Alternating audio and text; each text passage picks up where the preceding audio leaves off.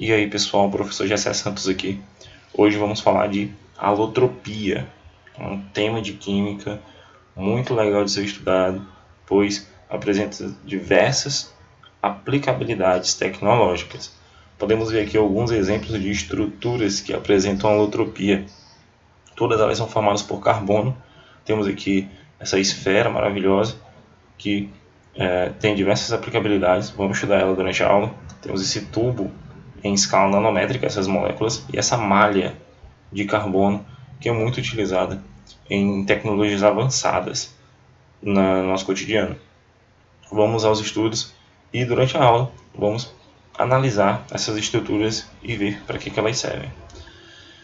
Vamos conceituar primeiramente a alotropia, a propriedade pela qual um mesmo elemento químico pode formar duas ou mais substâncias simples diferentes. É quando tu tem uma substância simples. Para quem entende o conceito de substância simples, é um elemento químico, é uma substância que é formada por um único elemento químico, e na alotropia ela vai se apresentar de forma diferente na natureza, ela vai ter estruturas diferentes. Aí a gente vai denominar isso de variedade alotrópicas, certo? Que é a classificação, como é que ela vai se apresentar. Essas variedades alotrópicas elas podem ser de dois tipos: alótropos de atomicidade. O nome já está bem claro para a gente, é quando ocorre a diferença no número de átomos que formam a molécula. Vamos lá. Quem são essas substâncias simples, professor? Tem aqui o exemplo do oxigênio. Ele vai ser alótropo de atomicidade nesse caso, porque a única diferença entre eles dois é que esse oxigênio tem 2 átomos de oxigênio, essa molécula tem 2 átomos de oxigênio, e esse outro aqui eu tenho 3 átomos de oxigênio. Então, eles são alótropos de atomicidade. Outro tipo de alótropos são os alótropos de estrutura. É quando o número de átomos é o mesmo, só que o que ocorre de diferente entre eles é a estrutura cristalina, a própria estrutura do material, tá bom? A forma como ele se apresenta no espaço, a organização espacial dele é diferente. Essa alotropia é bem legal, porque ela dá uma dinâmica muito boa. Agora, atenção aos alótropos. Eles podem ser de atomicidade e de estrutura, mas tem que dar muita atenção nisso. Quero a sua atenção aqui. Olha só, as variedades alotrópicas apresentam propriedades físicas diferentes, pessoal, tá bom? Ponto de fusão, tá bom? Capacidade de conduzir eletricidade, a dureza, eles são diferentes. Então, esse oxigênio aqui, que é o oxigênio gasoso, e o ozônio, eles têm propriedades físicas diferentes. Aqui nós temos o exemplo de alótropos de estrutura que vamos estudar detalhadamente aqui nessa aula. O grafite e o diamante. Eles têm propriedades físicas diferentes. E química, na maioria das vezes, as suas propriedades são semelhantes. Mas muita atenção nisso. Agora vamos lá fazer uma aplicação do que é a alotropia e como é que vocês vão ver ela no nosso cotidiano. Temos aí uma das alotropias mais conhecidas e mais estudadas, que é a alotropia do carbono. Tá bom?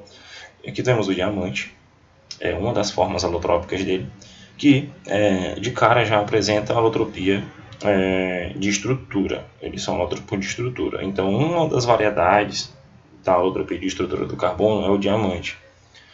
Aqui temos a estrutura molecular, como é que ele se apresenta aqui dentro, tá bom? Ele forma tetraedros, certo? Organizados, e formam uma estrutura muito compactada. O que isso vai interferir no diamante? Ele vai apresentar uma estrutura compactada e vai apresentar uma grande dureza. Tá? É um dos materiais mais duros que existe no nosso planeta. Essa capacidade de dureza é a capacidade de riscar outro material. Ou seja, ele consegue com facilidade perfurar ou riscar qualquer outro material. Ele é até utilizado em bico de brocas, de furadeiras de alta precisão. Tá bom? Então sempre lembrem dessa estrutura, de como ele se organiza. Tá bom? Na forma de tetraedros organizados, e deixa essa estrutura bem compactada. Uma outra forma estrutural que o carbono apresenta é o carbono grafite, tá bom?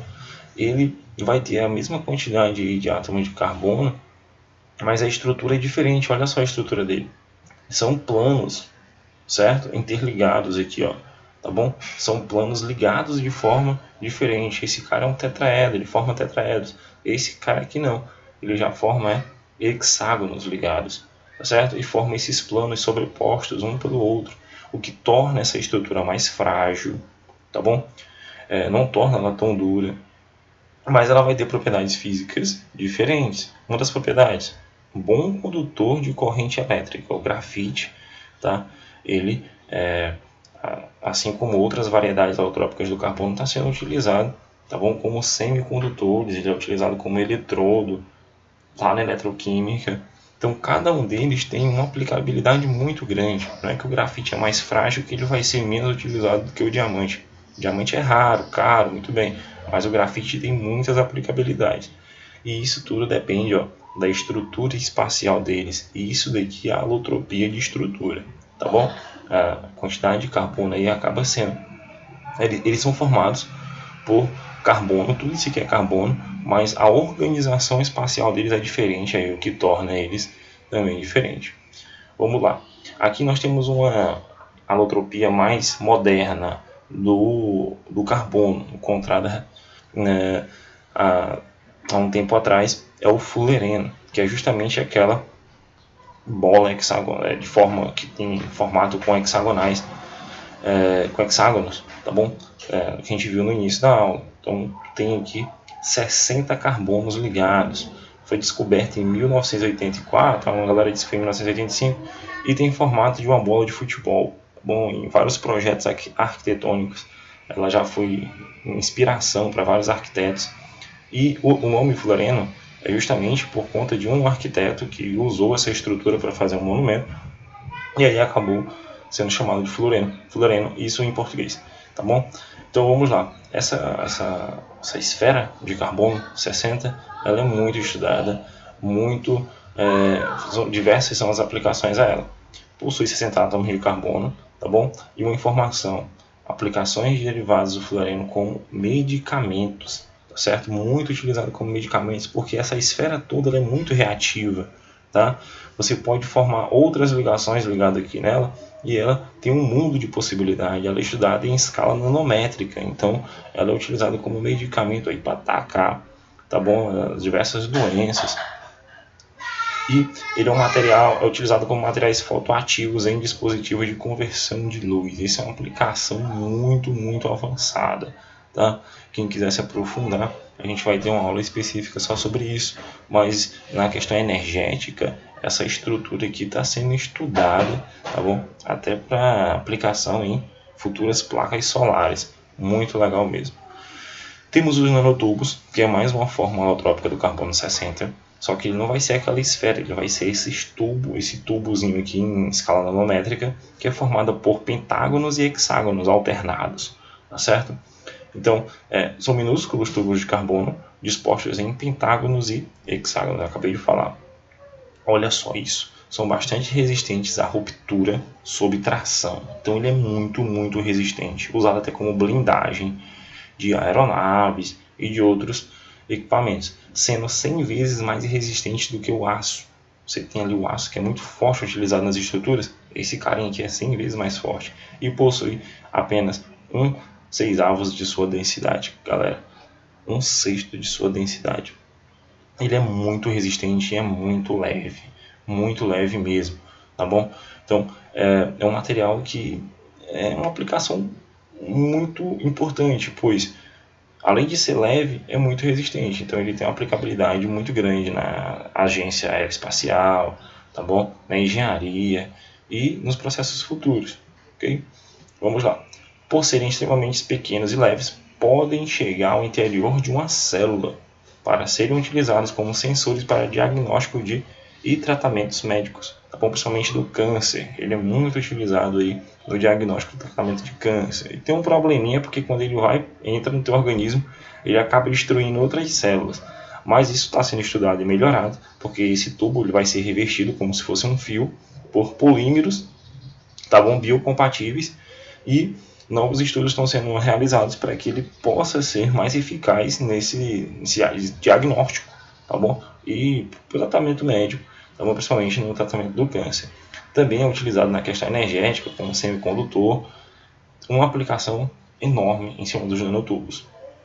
Nós temos aí um outro elemento químico que apresenta alotropia. A gente falou até que a alotropia é de atomicidade. Nós temos aí o oxigênio 2, que é o oxigênio gasoso, ó. Aqui é a forma espacial dele, tá bom?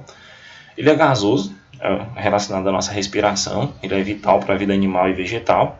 É um gás que alimenta todas as reações de combustão, tudo que é queima, tá bom? Tudo que vai ser queimado necessita do oxigênio. Então, as reações de combustão dependem dele, e isso é a importância da alotropia dele, porque se não existisse esse rapaz aqui, o O2, a gente não ia respirar, as plantas também não iam fazer fotossíntese e tudo mais, tá bom?